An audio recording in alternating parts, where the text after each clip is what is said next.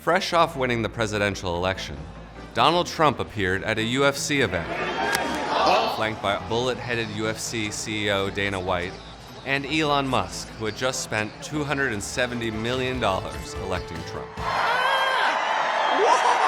But there was another person there who wielded as much influence and wealth as pretty much anyone alive.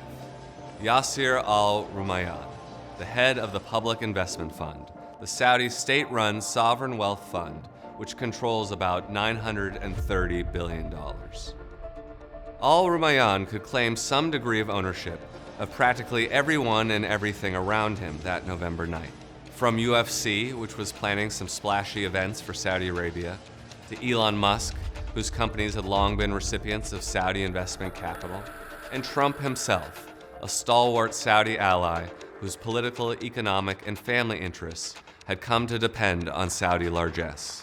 It's clear that Saudi Arabia has been investing in Trump and Trump world for a long time. I love the Saudis. Many are in this building. Lobbyists representing the Saudi government paid for an estimated 500 rooms at President Trump's D.C. hotel. The Live Golf Invitational. The Saudi-backed golf tour. At the Trump National Doral. Have a good time, everybody. They buy apartments from me. They spend $40 million, $50 million. Trump Tower, Jeddah. Am I supposed to dislike them? I like them very much. And foreign governments, they understand. They're dealing with the transactional president. Crown Prince, thank you very much. Thank you for being here. And now, as we head into a second Trump administration, the question is, what more do they want? How would you describe the relationship between the United States and Saudi Arabia? I think it's fine, but with me it will be G-R-E-A-T, great. The host of the FIFA World Cup 2034 will be Saudi Arabia.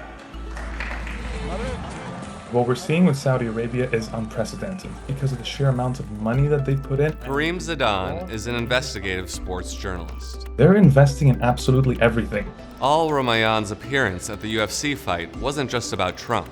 Sports have become a key part of Saudi Arabia's investment and influence peddling strategy.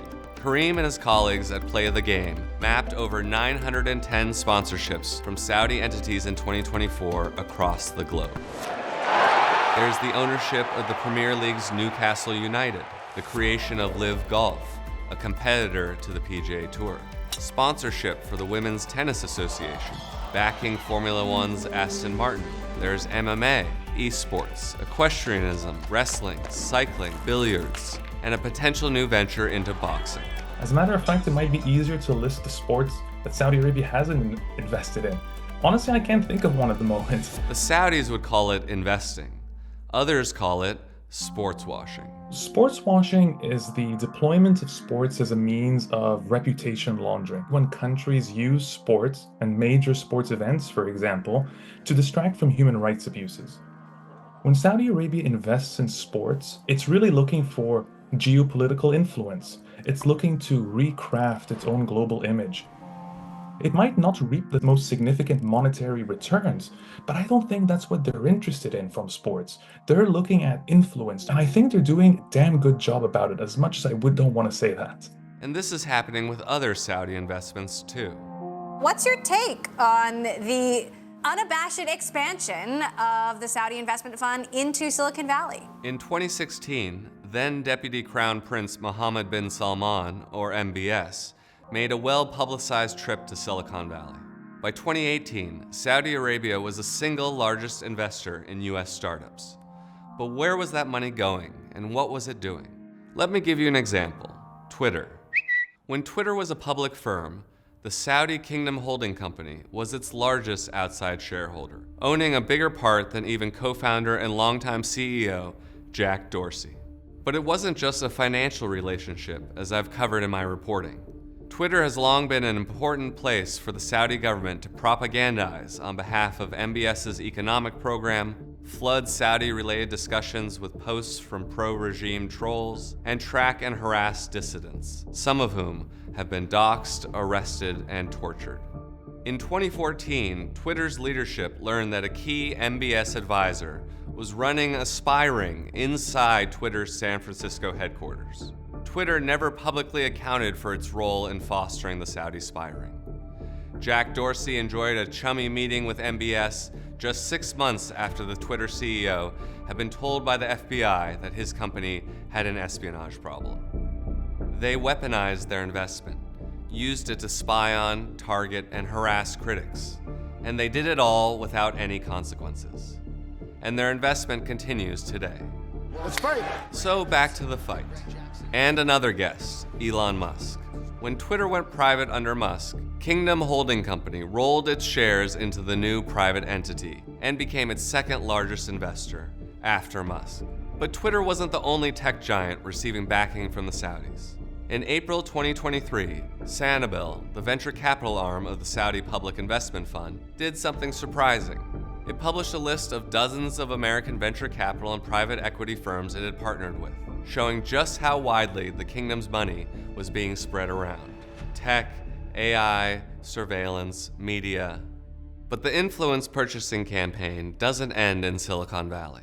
I would like to bring up the CEO of Affinity Partners and former senior advisor to the White House, Jared Kushner. That's Jared Kushner, the husband of Trump's daughter, Ivanka. He served as a senior advisor in the first Trump administration and was everywhere. And by all accounts, he had a lot of influence on his father-in-law. But he's known for one thing above all else. It seemed as if from the get-go that Jared Kushner was charged with cultivating the relationship with the Saudis. Virginia Cantor is Chief Ethics Counsel at Citizens for Responsibility and Ethics in Washington. It appears to be that at the end of the administration, the payoff was a $2 billion investment in this investment fund. Just months after leaving the White House in 2021, Kushner's newly minted investment group, Affinity Partners, secured a $2 billion commitment from the Saudi Public Investment Fund, or PIF.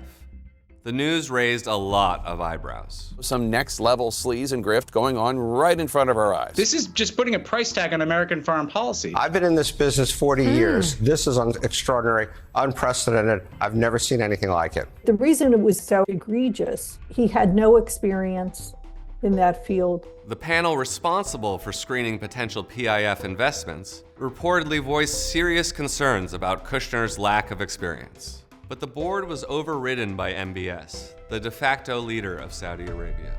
That news raised even more eyebrows. Isn't that a nice story of friendship? Things you do for your bros? MBS proved to be a close ally to Kushner in the first Trump administration, working closely with him on various Middle East diplomatic negotiations. They worked so closely, in fact, that MBS reportedly told others he had Kushner in his pocket. It appears to be a payoff based on Mr. Kushner's dealings with the Saudi government and particularly MBS during the Trump administration. A Senate investigation found that Kushner's fund raked in $157 million in management fees, all while generating no return on investment for his clients. Jared, of course, sees no problems with the $2 billion transaction. For my critics, what I say is point to a single decision we made that wasn't in the interests of America. Okay, I'll point to one. How about letting an ally kill a Washington Post columnist, Jared? What was really troubling about the assassination of Jamal Khashoggi, there was every indication that it was carried out by the Saudis. Basically, Kushner and President Trump gave MBS a pass by virtue of not, calling them out. Why are you siding with the Saudis over your own intelligence? Because it's America first for me. That definitely set the tone for how they were going to deal with human rights violations by the Saudis. And it wasn't just that, there were other incidents. And the list is a long one. There is the use of his second presidential veto, a resolution putting an end to the U.S. military involvement in Yemen, allowing continued U.S. support to the Saudi-backed war in Yemen. There's his abandonment of the Iran nuclear deal. The United States will withdraw from the Iran nuclear deal. Saudi Arabia views Iran as one of its biggest enemies and, was very much adverse to the Obama negotiated Iran nuclear deal. And, that was disrupted as part of the Trump administration. There's the $110 billion Kushner negotiated arms deal between the U.S. and Saudi Arabia. There was a blockade involving Qatar. The president today siding with the Saudis. The crisis critical to the U.S. Qatar, home to a key U.S. base with 8,000 U.S. service members. And so this unprecedented closeness is being interpreted in a new light since the 2021 investment from the Saudis to the one person who always has Trump's ear. Is it both a reward for how Kushner guided the Trump administration's foreign policy regarding Saudi Arabia in the past administration? And does it look like a payoff for how he can influence President-elect Trump in his future dealings with the Saudi Arabia? Kushner has said he won't take a formal role in the second administration, but reportedly is looking to be an informal advisor on Middle East matters. And the investments in Trump world haven't stopped. And the primary financial backer of Leave Golf is the Sovereign Wealth Fund. And they engaged in deals with the various Trump golf courses. And it's pretty clear, when you have his sons going overseas in this transition period to lock down deals, it's a way of signaling that Trump is open for business. And if you want to be favored, you better be first in line. When you have someone like Trump, he tends to take the existing corruption in Washington and just turns it up to 11. Matt Duss is Executive Vice President at the Center for International Policy. Mohammed bin Salman, when he visited the Oval Office and Trump pulled out that famous poster with all the different weapons that were on sale as if it was, the side of a good humor truck. Here are all the various ice cream and delicious treats that are on sale. $3 billion, $533 million, $525 million. That's peanuts for you. And that was funny, but it was also, I think, a great demonstration of how Trump thinks about this. It's just a relationship based on, okay, what are you going to buy from us? What are we going to get from this? Since 1945, the Saudi-U.S. relationship has been defined by a superpower's willingness to overlook pretty much anything its oil-rich ally did. The U.S. got another military foothold in a sensitive region and influence over global energy markets. But this alliance between an unmatched global hegemon and a repressive theocracy has corrupted both sides. I mean, there were problems with this relationship going back many years, just as there are more deep-seated problems in the way our foreign policy and our policy in general is formulated. The various avenues of influence that very, very wealthy interests have. And I think the influence that the Saudi regime has been able to garner is a reflection of that much bigger problem. And they are exercising that influence, especially in their efforts to secure a U.S.-Saudi defense pact. Securing an agreement in which the United States committed and guaranteed to protect Saudi Arabia, it's a sign of approval from a global superpower. It's a kind of normalization, of Saudi Arabia to say that you're just another normal country and this is how normal countries behave. Saudi Arabia has worked hard during the Biden administration to secure a defense pact with the U.S.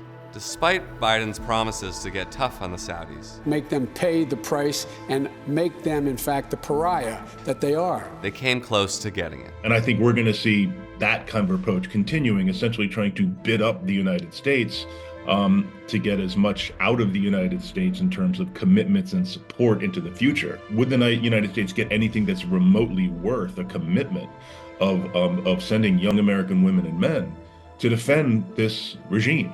I think the answer is clearly no. As the second Trump administration begins, with all of its financial ties to the country, what more could be on the table for Saudi Arabia? Certainly, we should be aware of the acute danger of Saudi influence in a Trump administration. But ultimately, if we really want to solve this problem, we need to understand that it goes much deeper and is much more longstanding than just with Trump. These billions pouring into sports leagues, entertainment companies, tech firms, what does it actually buy? We've become very good friends over a fairly short period of time. It appears to buy influence. We are with Saudi Arabia. We're staying with Saudi Arabia. It buys silence. Mr. President, will you address the murder of Jamal Khashoggi, sir? Thank you very much. I appreciate it. It buys power. Deputy Crown Prince, thank you very much. This was a great day and a great honor. What price did we really pay? What price did the world pay? And now it's time to keep our eyes on just what it could buy in a second Trump administration. We really have a great friendship, a great relationship, and I think we'll probably only get better. Thanks so much for watching our video. If you have any ideas or pitches for what we should cover next, leave them in the comments below. And be sure to like and subscribe to get more Perfect Union in your feed. And if you like my work, you can find more at jacobsilverman.com.